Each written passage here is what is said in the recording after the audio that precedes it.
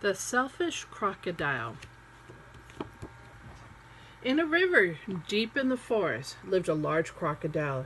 He was a very selfish crocodile. He didn't want any of the other creatures to drink or bathe in the river. He thought the river was his. Every day he shouted at the creatures of the forest, "Stay away from my river! It's my river! And if you come into my river, I will eat you up." So there were no fish, tadpoles, frogs, or crabs, or even crayfish in the river. They all were afraid of the selfish crocodile. The forest creatures kept away from the river too. Whenever they were thirsty, they had to go for miles out of their way to drink in the rivers and streams. Every day the crocodile laid in the sun on his great big back, picking his big sharp teeth with a stick. Early one morning, the forest animals were awakened by a loud groaning sound. Something was in terrible pain. The creatures thought that an animal was caught by the crocodile.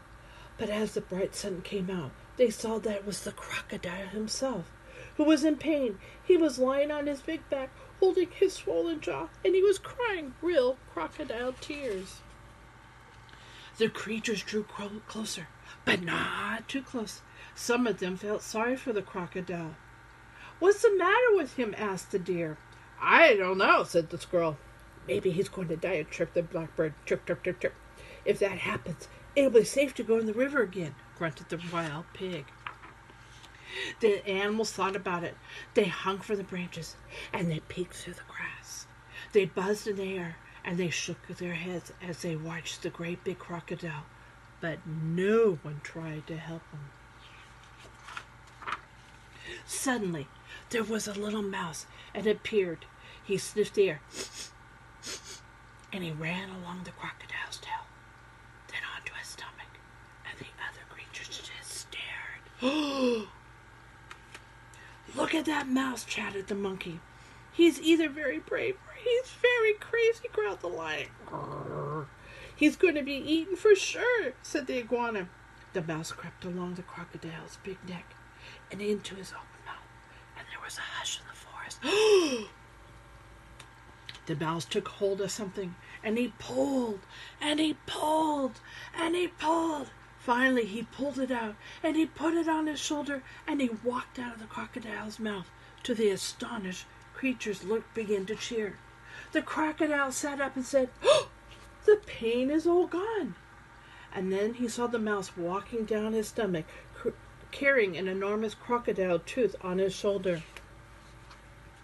"Your bad tooth was giving you a toothache," said the mouse, turning around to face the now smiling crocodile.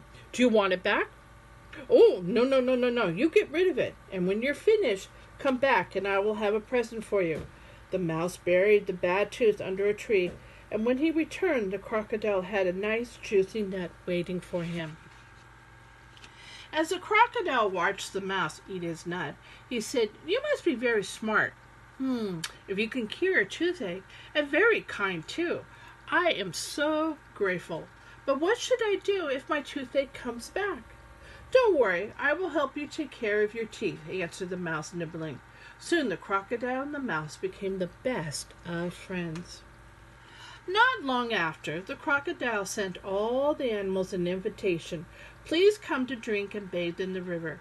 I won't hurt you. The river belongs to all of us," he said. The creatures weren't afraid to drink or bathe in the river anymore. Although the crocodile was sometimes a little grumpy, they grew to love him. And soon the river was once again full of fish, tadpoles, frogs, crabs, and crayfish. The story of the selfish crocodile.